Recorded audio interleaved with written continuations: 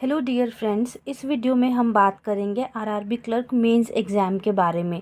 RRB clerk prelims का result just अभी आया है। तो अब रिज़ल्ट आने के साथ ही हमारे पास दिन बहुत कम बचे हैं, तो इसके साथ ही हम आरआरबी क्लर्क मेंस की प्रिपरेशन अब हम सभी को स्टार्ट कर देनी चाहिए। तो सबसे पहले हम इसका सिलेबस डिस्कस कर लेते हैं कि इसके सिलेबस में मेन चीज़ें क्या हैं। तो आरआरबी क्लर्क मेंस के सिलेबस में हमारे पास सिर्फ अब 8 डेज़ ही बचे हुए हैं। अब इन 8 डेज़ में हमारा जो सिलेबस है, जो हमें करना है, जिसको हमें इफ़ेक्टिवली अपने अच्छे से मैनेज करना है, वो है रीजनिंग, जिसके कि 40 क्वेश्चन आएंगे, 50 मार्क्स के 30 मिनट्स मिलेंगे हमें। Computer 40 questions 20 marks 15 minutes. GA के 40 क्वेश्चन 40 मार्क्स 15 मिनट्स। इंग्लिश के 40 questions 40 marks 30 minutes. And quant के 40 क्वेश्चंस 50 मार्क्स 30 मिनट्स। ठीक है, तो टोटल हमारे पास 200 क्वेश्चंस होंगे 200 मार्क्स के and 120 minutes, that is 2 hours हमें मिलेंगे सॉल्व करने के लिए। तो हमारा फोकस इस वीडियो में यही रहेगा कि हमें अपना सिलेबस कैसे कवर करना है इन 8 डेज़ में, और कैसे इन 8 डेज़ को बहुत ही अच्छे से यूटिलाइज़ करना है बेस्ट वे में।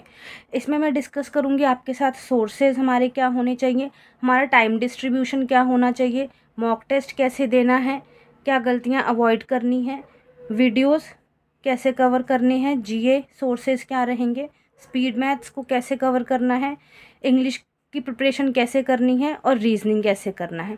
तो चलिए डिस्कस करते हैं। सबसे पहले जो हमारा पार्ट है यहाँ पे, वो है हमारा जीए, कि हमें जीए कैसे कवर करना है। जीए का जो ट्रेंड देखा गया है वो है कि जीए थोड़ा स्टैटिक ओरिएंटेड पूछा जा रहा है काफ़ी सालों से आरआरबी एग्ज़ाम में। तो सबसे पहले हम इसका ऑर्डर देखते हैं कि हमें इसको किस ऑर्डर में प्रिपेयर करना है।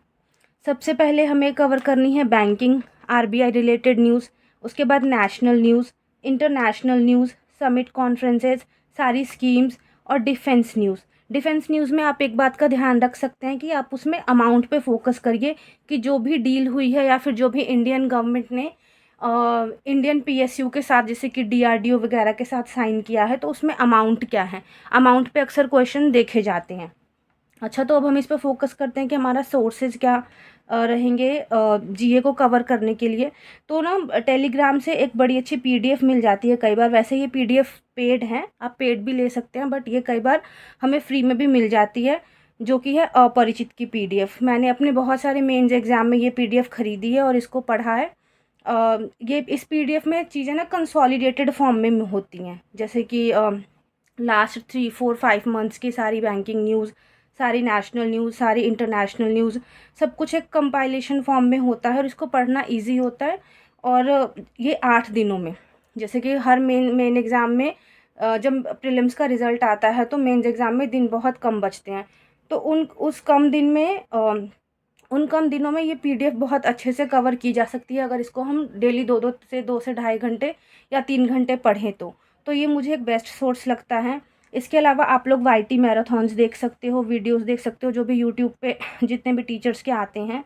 एसके की पीडीएफ, एसके मीन्स स्मार्ट कीड़ा, या फिर उनके जो वाईटी पे मैराथॉन्स आते हैं वो देख सकते हो। देखो, जीए को कंप्लीट करने का जो एक बेस्ट है वो है मैक्सिमम रिवीजन, जो की है कि आप कितना रिवाइज करते हो।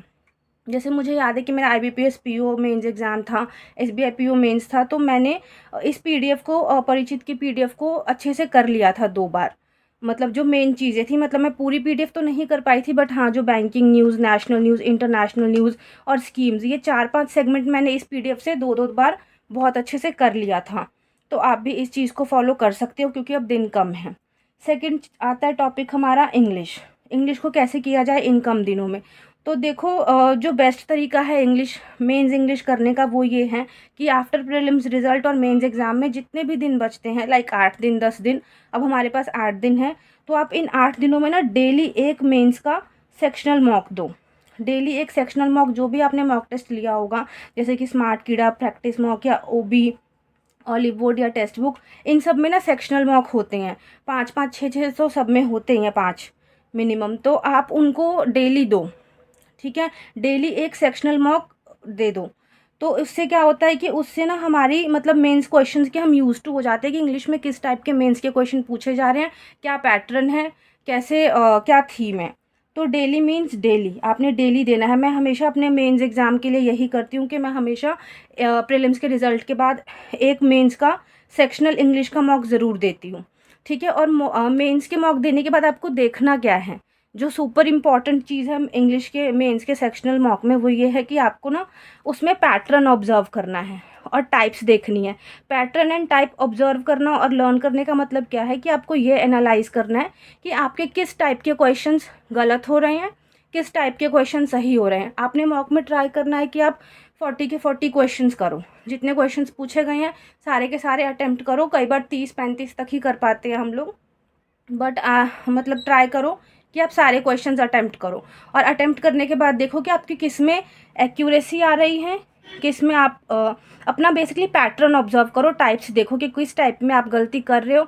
बार बार 3-4 मॉक देने के बाद आपको रियलाइज़ होगा कि अरे ये क्वेश्चन तो मेरे हमेशा ही गलत जा रहे हैं, अच्छा इस टाइप के क्वेश्चन तो मैं हमेशा सही कर लेती हूँ। जैसे कि मेरी क्लोज टेस्ट में एक्यूरेसी हमेशा 100% होती है। कॉलम वाले क्वेश्चन हो गए, रीअरेंजमेंट के क्वेश्चन हो गए, तो ये इन सब में एक्यूरेसी ज़्यादा होती है। तो आपने अपना पैटर्न डिसाइड करना है, अपना थीम देखना है। तो 4-5 मॉक देने के बाद आपको ना अपना एक्यूरेसी समझ आ जाएगी कि मुझे किस सेगमेंट पे फोकस करना है। उसके बाद क्या करो आप नेक्स्ट 4-5 डेज़ में कि आप ये कुछ क्वेश्चंस को स्किप करो। स्किप फ्यू क्वेश्चंस का मतलब है यहाँ पे कि जिसमें आप गलतियाँ कर रहे हो, जिसमें आपकी बार बार गलती हो रही है, उन क्वेश्चंस को आप फाइनल एग्ज़ाम में या फिर फाइनल जैसे फुल लेंथ मॉक टेस्ट दोगे तो उनको स्किप करो, अगर आप कर सकते हो तो। अगर तो एक्यूरेसी फुल है तो अच्छी है, तो 98%, 99% है, 95% तो आप रिस्क ले सकते हो। बट हाँ, अगर कुछ जो रिपीटेड पैटर्न है उसमें गलतियाँ हो रही हैं तो आप उनको स्किप कर सकते हो। आपको बेसिकली इंग्लिश में क्या करना है कि अपना कंफर्ट जोन देखना है कि कंफर्ट जोन मतलब कि 100% एक्यूरेसी आपकी किस टॉपिक में, किस पैटर्न में, किस थीम में, किस कॉन्सेप्ट में आ रही है। उसको तो आपने फाइनल एग्ज़ाम में ज़रूर ही करना है, उसको स्किप नहीं करना। और फिर बचे हुए मतलब आप ये सब एनालाइज करने के बाद आप वोकैब पे फोकस करो, 120 रूल्स को रिवाइज करो, तो आप ये सब इंग्लिश में कर सकते हो। और डेली एक सेक्शनल मॉक तो आपने देना ही देना है टिल योर एग्ज़ाम। जीए और इंग्लिश को कंसिस्टेंटली डेली करो। उसके बाद हमारा नेक्स्ट आता है कंप्यूटर। कंप्यूटर कैसे करना है, कंप्यूटर के लिए देखो वाईटी मैराथॉन्स कर लो। अरोड़ा एजुकेटर सर जो है उनके चैनल से वाईटी से उनकी वाईटी वीडियोस देख लो, या फिर टेलीग्राम पे पीडीएफ सर्कुलेट होती है हर मेंस एग्ज़ाम के आसपास कि इन पीडीएफ्स को कर लो, तो उन पीडीएफ्स को भी कर सकते हो। मैंने वो वही पीडीएफ्स और अरोड़ा सर की वीडियोस करी थी। मुझे आरआरबी पीओ मेंस के टाइम पे एक और टीचर मिले थे जो कि अड्डा 247 के हैं, उनका नाम पांडे सर हैं। उनकी वीडियोस भी काफ़ी अच्छी है, उनके मैराथन्स भी काफ़ी हेल्पफुल हैं, मैंने कुछ कुछ देखे थे। तो आप क्या कर सकते हो कि आप इनकी 2 वीडियोस डेली देखो और जो भी आपने उसमें पढ़ा है उसको रिवाइज़ करो। कहीं से भी जैसे पीडीएफ से कर लिया या फिर वीडियोस की ही मैं स्क्रीनशॉट ले लेती थी कई बार वाईटी पे कि हाँ ये मुझे देखना है, ये मैं भूल रही हूँ या फिर ये क्वेश्चंस मेरे गलत हुए। तो आप स्क्रीनशॉट लेके ना ऐसे करके आपके एग्ज़ाम तक 80-100 के करीब स्क्रीनशॉट इकट्ठे हो जाते हैं, तो आप उनको कर सकते हो। सारे क्वेश्चंस के स्क्रीनशॉट नहीं लेने, जो जिसमें आपकी गलती हो रही है आप उनको लेके और सेव कर सकते हो। तो आप ये चीज़ें कर सकते हो कंप्यूटर के लिए। नेक्स्ट सेगमेंट आता है हमारा रीजनिंग का। रीजनिंग में आप क्या कर सकते हो कि रीजनिंग में आप रीजनिंग हमेशा 2 सेगमेंट में बटा होता है हमारा कि हमें इसमें सिटिंग अरेंजमेंट करने हैं या फिर हमें